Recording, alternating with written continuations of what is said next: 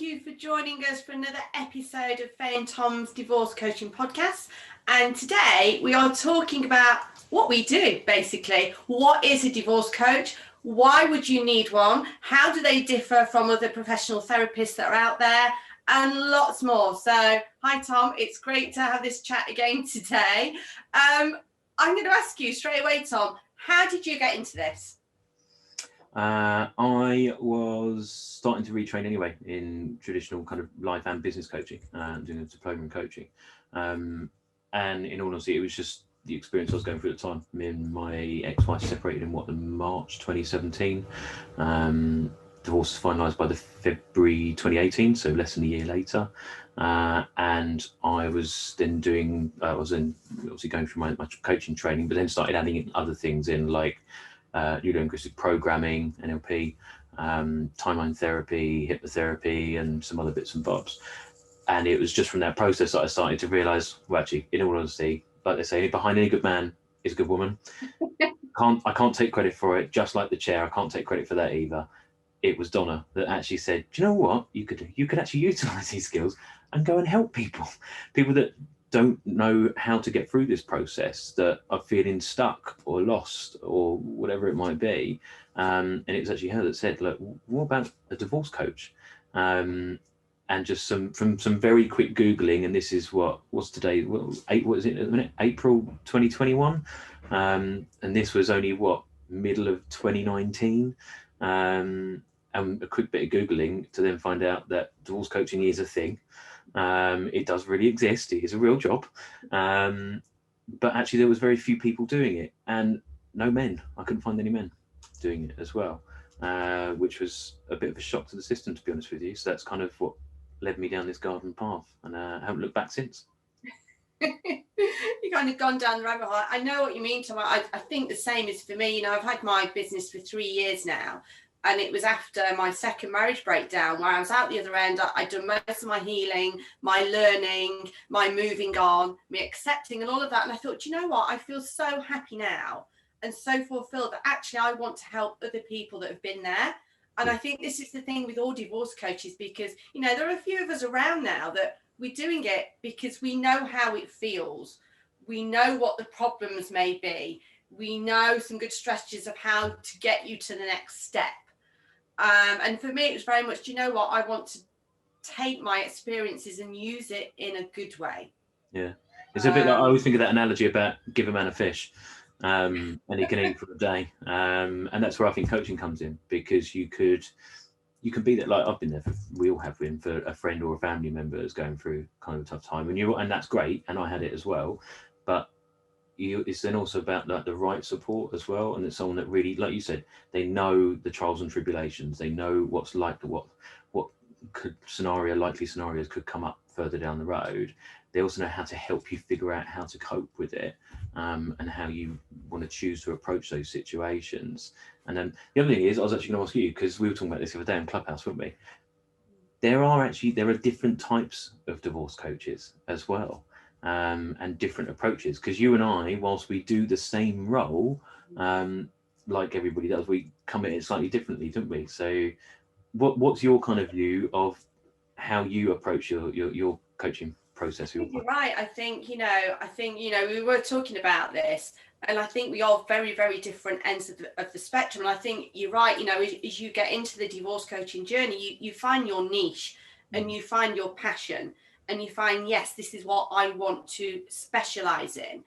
And for me, it has been a kind of a growth thing with me. And I specialise now in trauma healing, and that's due to relationship trauma, abuse, infidelity, and all things like that. That is something that I went through, and something that's really close to my heart. So I think, I'm quite passionate about it. And I suppose I'm more holistic. I do a lot of breath work with clients, a lot of meditation, mindfulness techniques, as well as, the counselling approaches of listening with empathy and without judgment. And I think, that's a big part of what all divorce coaches do, is holding that space for our clients, isn't it? So that they can tell their story, because actually what clients need in the beginning is what we call that empathetic or compassionate witness to actually hear their story, and that's, you know, one of the first parts of healing. What about you, Tom? Yeah, no, the same. Like you say, in those early days, you've got to let people get their narrative out and what's going on for them. And again, that really helps, I find, with me further down the road, because you're helping people get to their root causes of understanding of things and what those triggers have been for later experiences. I suppose, in respect, because you use the word holistic, I'm a lot less holistic, aren't I? I'm at the other end of the spectrum. The practical end. Well, yeah, but I mean, it's still dealing with the same things and the same issues and the same circumstances and scenarios that can come up for people, infidelities and whatnot, whether you are the aggrieved party or the one that called time the relationship or whatever it might be that might be going on for you. But my approach, I suppose, still links back towards more traditional coaching methods, like suggestive language patterns and things like that. And it's also about breaking down those big issues and making it bite-sized and manageable, so it becomes a bit of a step process, but also about what's accountable for people. So if it's communication with their ex or even with their teenage children or whatever it might be, it's about helping them really understand the problem and then scale it back about how can you improve it? What support do you need? What resources? Who can help you with it? When are you going to do it? What do you need to do? What are all the eventualities? But then a lot of the other work as well is still helping people rebuild their lives thereafter. Who do they want to be after that experience? So you and I think we both work with people either pre, pending, or post divorce separation. And again, sometimes it's family related with children, sometimes it's not.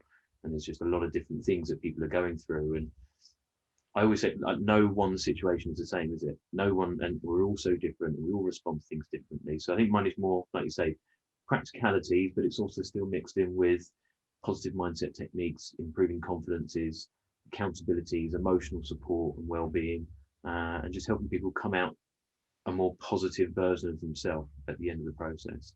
I think you also know that one of the two kind of big areas that I do a lot of work in is co-parenting, and blended families as well, when you're putting two families together and how to kind of integrate those two families and the children, etc. So, but again, that's all just from personal experience, both as an adult and as a child going through it. So I think that's kind of the hallmark, isn't it, of any good divorce coach is, have they been through it? How have they come out the other side?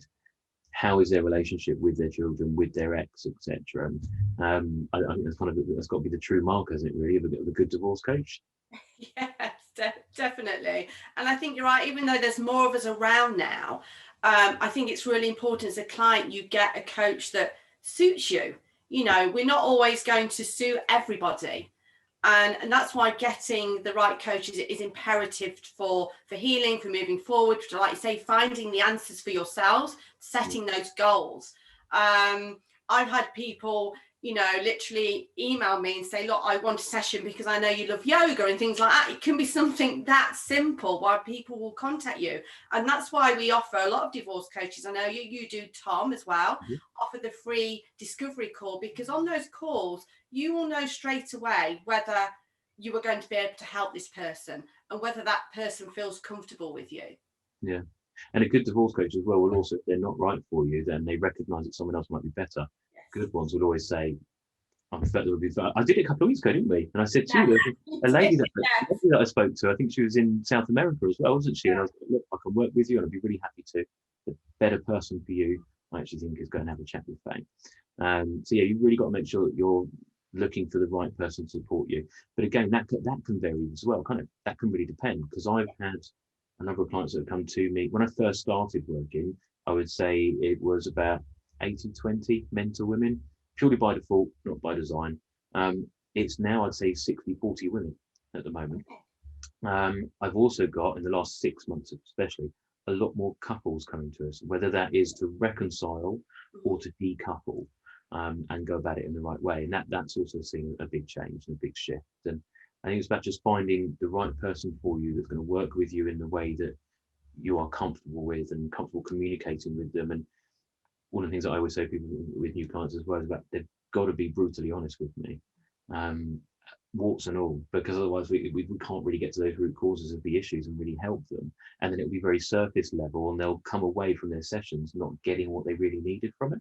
Yeah, and that's why, sometimes just one session with a coach, of course it's going to help, but to actually build that, what we call the therapeutic relationship, where that trust is there, you have to have a few sessions for that trust to build. And that's when you find the client will open up more.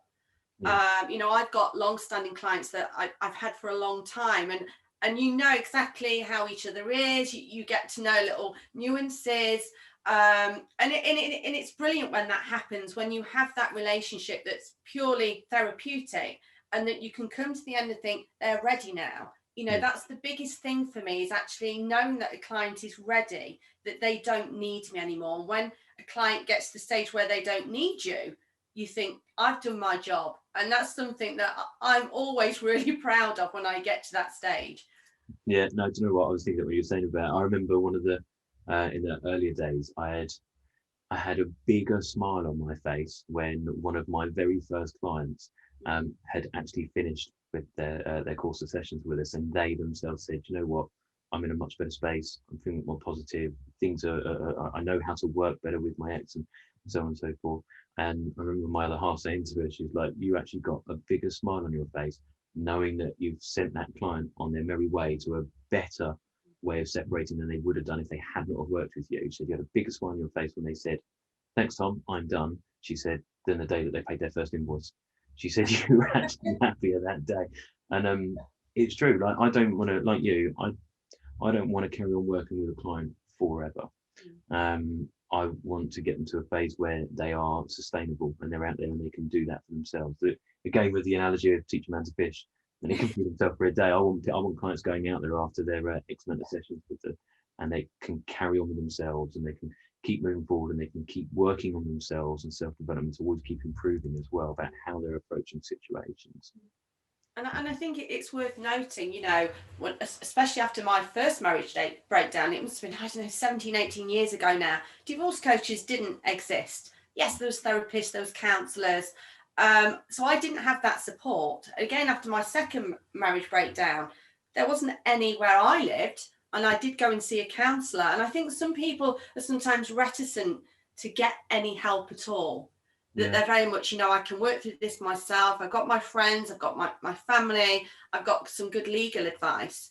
And then the people that I've had as clients have said, oh my gosh, I don't know why I didn't contact you sooner. It can be such a big moment for them to realise that there's someone here that is going to help them, that is going to listen to them, that is going to help them to look at things in a different way, to show them a new way of doing things as well. No, so I think there's always a bit of a block with people getting any sort of therapy. I don't know what you think about that, Tom.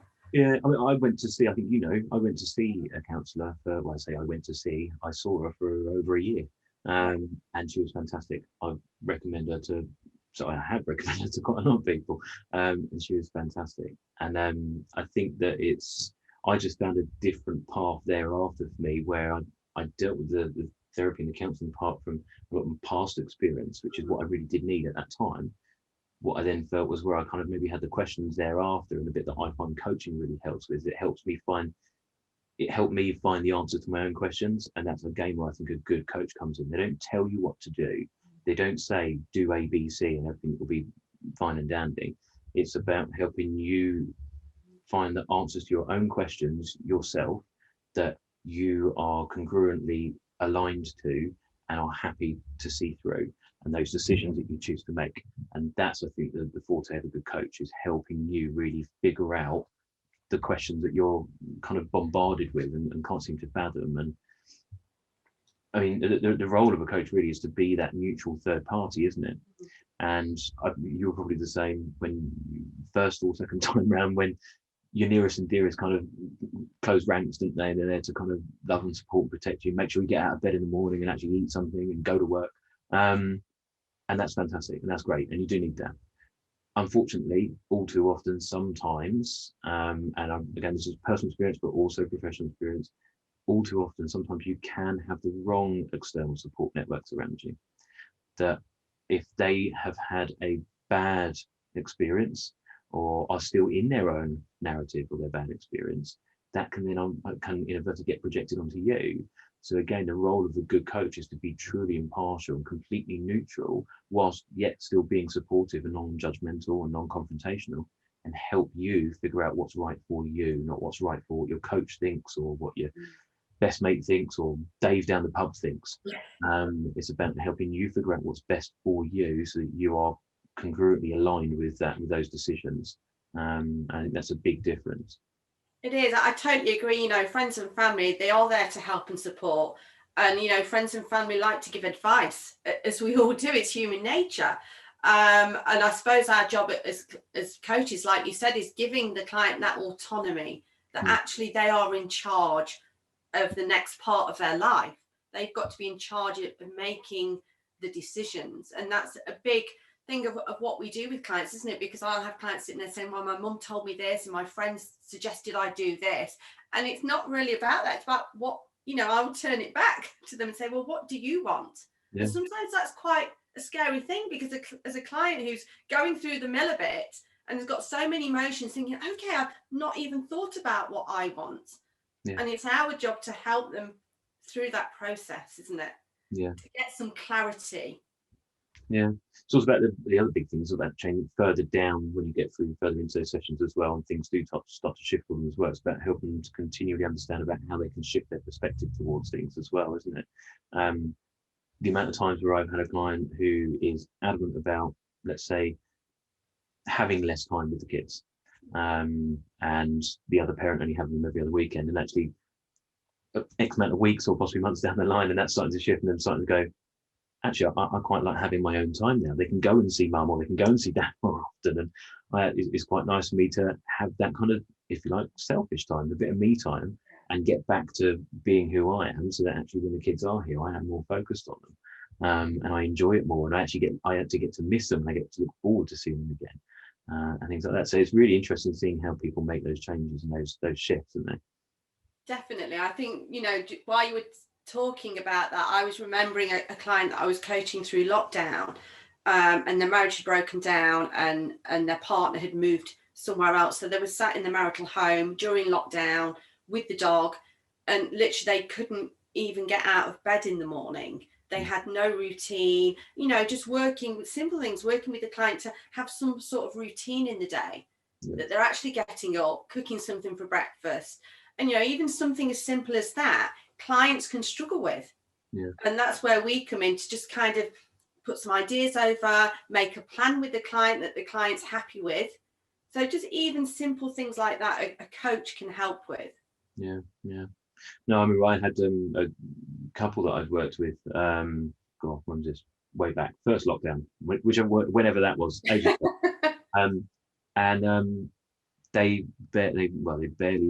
didn't really communicate directly. Everything was recorded, shall we say, in some way, text, email, whatever it might be.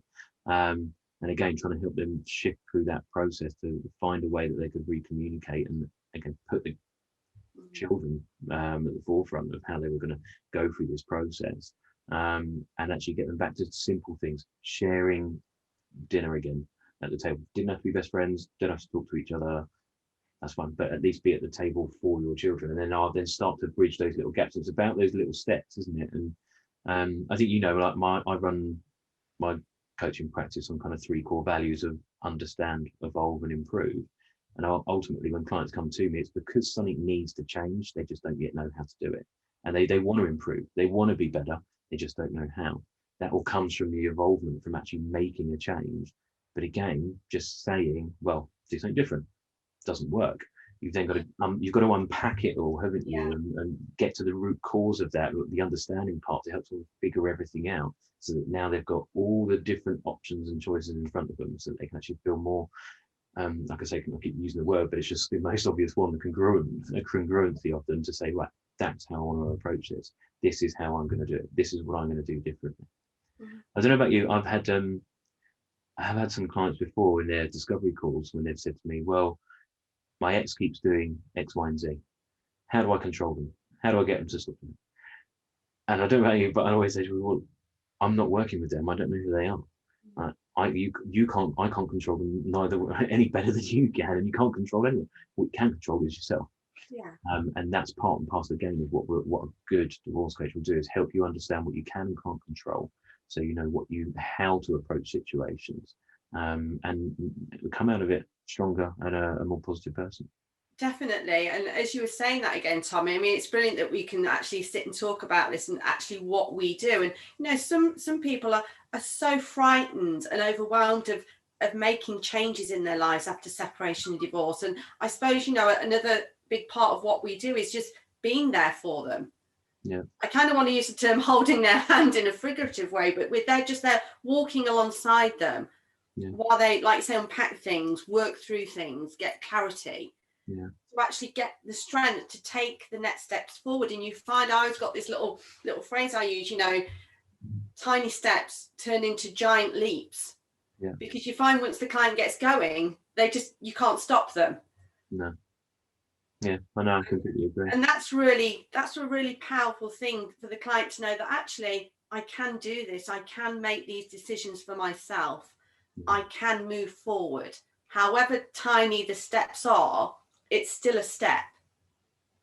So have you ever had someone, because I get this when I was like networking, or someone, I don't know, friend of a friend or something, where people say, so when would someone work with a divorce coach? Or who should, what sort of scenarios and situations? Do you ever get that? I do, yeah, because I think divorce coach conjures up this, oh my gosh, the marriage is over or the relationship is over. And that isn't the case at all. Like you've just said, Tom, you know, I get clients that are not sure where they've grown apart, or they're trying to heal after infidelity. So that's why I kind of am a relationship and divorce coach, because like you, we help people at any stage, maybe where they've been married a long time and they're stuck in a rut, and they don't know whether they even love each other anymore. Yeah. I'm working with a lady who still hasn't come to terms with things 6 years later after the divorce. She doesn't know how to move forward. She wants to find someone to spend the rest of her life with, but she doesn't know how to do that. Yeah. So there's lots of scenarios that we will help clients or couples, like you say, to get through. And I think, you know, being a divorce coach, it kind of feels a little bit scary, doesn't it? Yeah, no, definitely. And I always say to people, like, it's like anything, the earliest intervention it is best. I personally, I always prefer, wherever possible, to work with both parties. Unfortunately, that isn't always the case. It usually starts off with one, and in a lot of cases, it only ends up being one side, or one side of the party. But yeah, wherever possible, if you can work with both, that would be ideal. But yeah, I mean, people are just going through so many different scenarios of their own experiences that actually, like I say, as a preventative measure, the sooner that you can actually start to seek that additional support and advice. And I suppose, like I've noticed a big change in the solicitors, family lawyers that I work with, in terms of how their role as your legal advisor has always been quite stretched and exasperated for them, because they also take on, you've got the emotional hand holding, the shoulder to cry on the counsel. They play so many different roles, and in actual fact, again, kind of just unpacking it, like, you wouldn't go to your legal advisor for advice on your tax. You would go to a tax advisor, and you wouldn't go to them for advice on your mortgage. You would go to a specialist IFA. Much the same as for your emotional well-being and your positive mindset, you would go to a trained professional. You wouldn't come to me for legal advice. I'm not a lawyer. You would go to a solicitor who has got those expertise. And I think it's a bit like, I always use the sports analogy because it's just the easiest one. Any athlete, pro, semi-pro, whatever, will have a PT, a nutritionist, a physio, etc., etc. They have all these people around them, their team of people around them, that help them perform at optimum, at peak performance, and be the best version of themselves. And I think it's the same thing when you're going through divorce, separation, relationship breakup, whatever label you want to give it. If you've got someone with the financial advice, with legal advice, with the emotional mindset and well-being advice, etc., all these different parts that people play to help you, you're only going to come out of it in a more positive way than you would have done if you hadn't used them. Definitely, and it's why we talk so much about how having that support network is so important. Like you say, of a exercise buddy, a solicitor, financial advisor, a coach or a therapist, you know, a close family friend, they're all very, very important. Yeah. just to give you the best chance of moving on and being fulfilled. And I suppose for most of us divorce coaches that have been there and done it and wearing the t-shirt, we kind of for me, I hope people look at me and another divorce coach and think, well, yeah, I want to be like that, because they're happy and they're getting on, and they're maybe in a new relationship, and that's what I want. And we're here to say, well, yes, you can do it, because we've done it. Yep, can be done. Yeah. Well, I think that was everything that was kind of answered from my side. I think we've kind of given quite a lot of information to people there. I think the next thing I would suggest to anybody is, if you're thinking about it, we both do free discovery calls. Right? Find out, give us a call, book a Zoom, whatever it is, just find out what it's all about. Come and talk to us, and we'll help guide you through that process. It's been great as always, Tom, and thanks for listening, everyone. Remember to share, like, or even subscribe, because we've got lots more subscribe buttons coming up over there or there. I don't know. Maybe that's a subscribe and that's the next video. We've got some more sort of guests coming on, haven't we, Tom? We've got some more interesting topics that we're going to be covering. So it's really exciting. Yeah, we've got a number of different guests, like you say, and different topics. Some more lawyers as well that come to give us some more advice as well on various different topics as well. So yeah, we'll keep posting, we'll keep them coming. But apart from that, no, thanks for watching, and we'll see you all again soon.